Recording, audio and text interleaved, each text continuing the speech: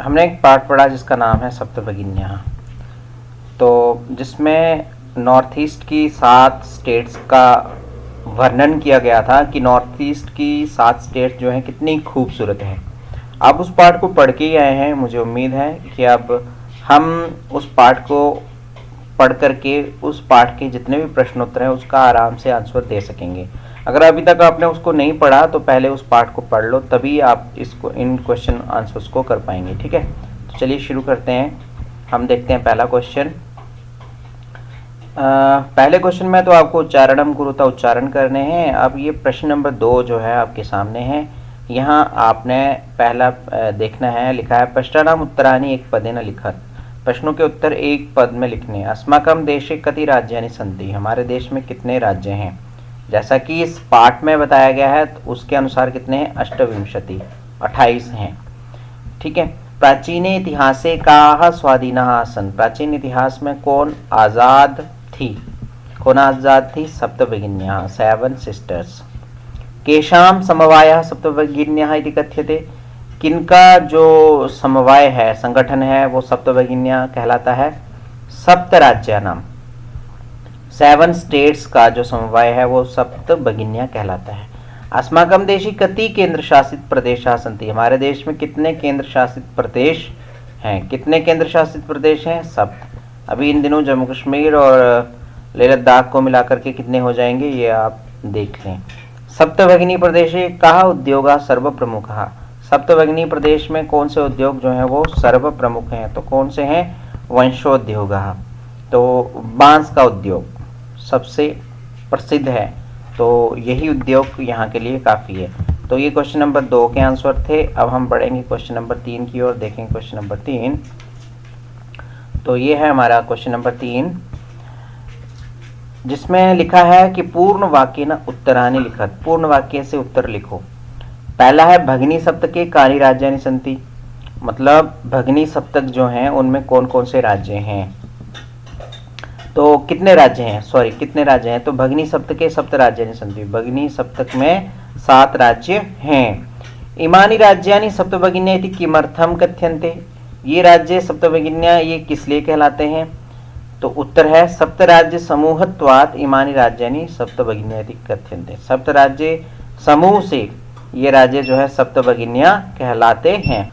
उसके बाद है बच्चों सप्तभगिनी प्रदेशे के निवसन्ति, सप्तभगिनी प्रदेश में कौन निवास करते हैं, तो सप्तभगिनी प्रदेशे गारो खासी नगा मिजो प्रभृतयः बहुधा जनजातीयाः निवसन्ति, सप्तभगिनी प्रदेश में गारो खासी नगा मिजो इत्यादि बहुत सारी जनजातियां निवास करती हैं। और उसके बाद है एतत् प्रादेशिकः कैः निष्णाताः सन्ति, ये लोग जो हैं वो किसमें स्किल्ड होते हैं, तो एतत् प्रादेशिका स्वलीला कला भी निष्णाता, ये लोग जो हैं अपनी लीला में और कलाओं में बहुत निष्णात हैं।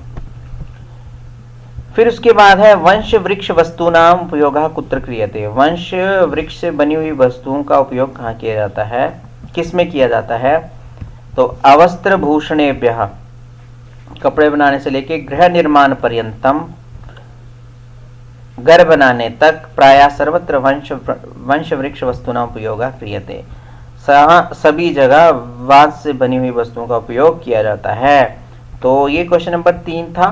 वीडियो अंत तक देखना और अच्छे नंबर लेना, यही हमारा प्रयास रहेगा कि आप अच्छे नंबर ले सकें, और इस तरह से बाकी वाली वीडियो भी देखें ताकि सभी क्वेश्चन आंसर्स सभी लेसन्स के आप आराम से कर सकें। सभी आपको इसी चैनल पे मिल जाएंगे आराम से बिना किसी ब्रेक के।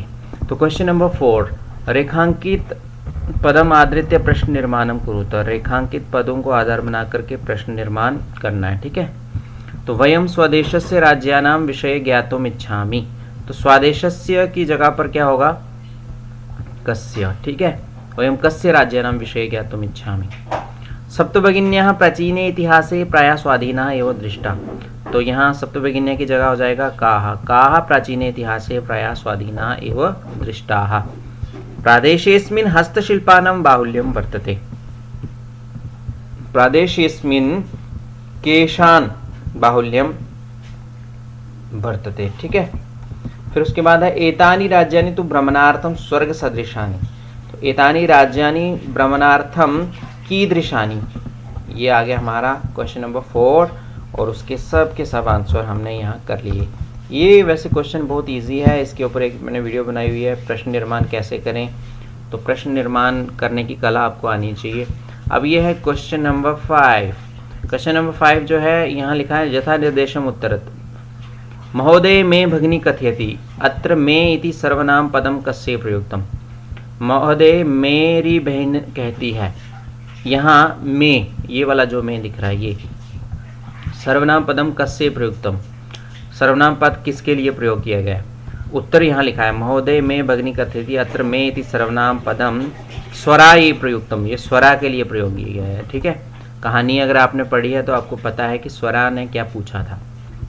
फिर उसके बाद है सामाजिक सांस्कृतिक परिदृश्यानां साम्यात् इमानि उक्तोपाधिना प्रथितानि।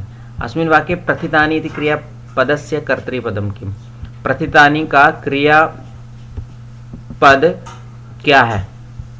तो उत्तर ये है सामाजिक सांस्कृतिक परिदृश्यानां साम्यात् इमानि उक्तोपाधिना प्रथितानि अस्मिन् वाक्ये प्रथितानि इति क्रियापदस्य कर्तृपदं भवति प्रथनम।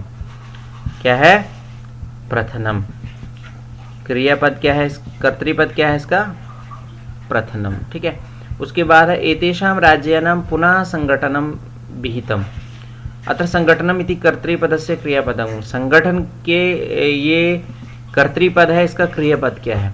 एतेषां राज्यानां पुनः संगठनम विहितम अत्र संगठनम इति कर्तृपदस्य क्रियापदम भवति संगठति। क्या है, संगठति। फिर उसके बाद गा अत्र वंशवृक्षाणां प्राचुर्यं विद्यते अस्मात् वाक्यात् अल्पता इति पदस्य विपरीतार्थकं पदं चित्वा लिखत। ठीक है, अल्पता का विपरीत अर्थ का आपने लिखना है। अत्र वंशवृक्षाणां प्राचुर्यं विद्यते अस्मिन् वाक्ये अल्पता इति पदस्य विपरीतार्थकं पदम ही प्राचुर्यम इति। तो प्राचुर्यम यहाँ पर लिखा हुआ है, यही इसका क्या है, विपरीत अर्थक है। क्षेत्र परिमाणे ही इमानी लघुनी वर्तन्ते। क्षेत्र परिमाण से ये बहुत छोटे छोटे हैं। वाक्यात् संति, यहाँ जो संति है इति क्रियापद से समानार्थक पदम चित्वा लिखा था। संति का आपने समानार्थक बताना है, तो संति का समानार्थक है वर्तते। ठीक है, अभी तक अगर आपने चैनल को सब्सक्राइब नहीं किया सब्सक्राइब करें, वीडियो लाइक करें, अंत तक देखें वीडियो ताकि आप सब क्वेश्चन आंसर जो है अच्छे से समझ सकें। तो चलिए आगे देखते हैं क्वेश्चन नंबर 6। और क्वेश्चन नंबर 6 ये रहा हमारे सामने। यहाँ पर आपने पाठ से चुन करके तद्भव के लिए संस्कृत शब्द जो है वो आपने लिखने।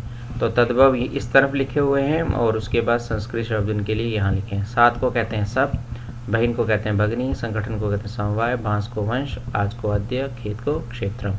तो ये क्वेश्चन नंबर 6 था। बढ़ते हैं आगे, हम देखते हैं क्वेश्चन नंबर 7। तो ये आ गया हमारे पास क्वेश्चन नंबर 7। क्वेश्चन नंबर 7 में आपने यहाँ बताया है कि भिन्न प्रकृतिकम पदम चिन्हुत। क्वेश्चन नंबर 6 का ही ये दूसरा भाग है। तो भिन्न आपने डिफरेंट जो पद है उसको चुनना है। तो यहाँ इसके उत्तर यहाँ नीचे हैं, यहाँ पर आप इनके उत्तर देख सकते हैं। सबसे पहले में आहसत है, फिर उसके बाद में लेखिका है, फिर उसके बाद आम्रा है, फिर उसके बाद कपोता है, फिर उसके बाद यानम है। कैसे है आप इसको अच्छे से समझें। फिर उसके बाद हम आगे बढ़ेंगे, क्वेश्चन नंबर 7 देखेंगे। ये रहा हमारे पास क्वेश्चन नंबर 7। तो क्वेश्चन नंबर 7 में आपको विशेष्य और विशेषणों का उचित मेलन करना है। ठीक है, विशेष्य विशेषणम उचित मेलनम कुरुता। इस तरफ विशेष्य हैं, इस तरफ विशेषण है।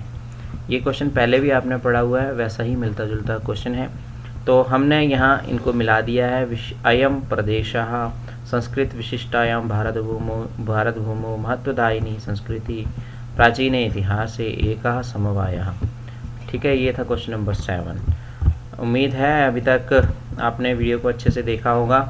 और यहाँ आपको लगता है कि हमें समझ में नहीं आ रहा, पॉज कीजिए, फिर से सुनिए। ठीक है, धन्यवाद आप सभी का। इसी तरह से चैनल से जुड़े रहें और हमारे चैनल को सब्सक्राइब करें और इस वीडियो को भी लाइक करें। धन्यवाद।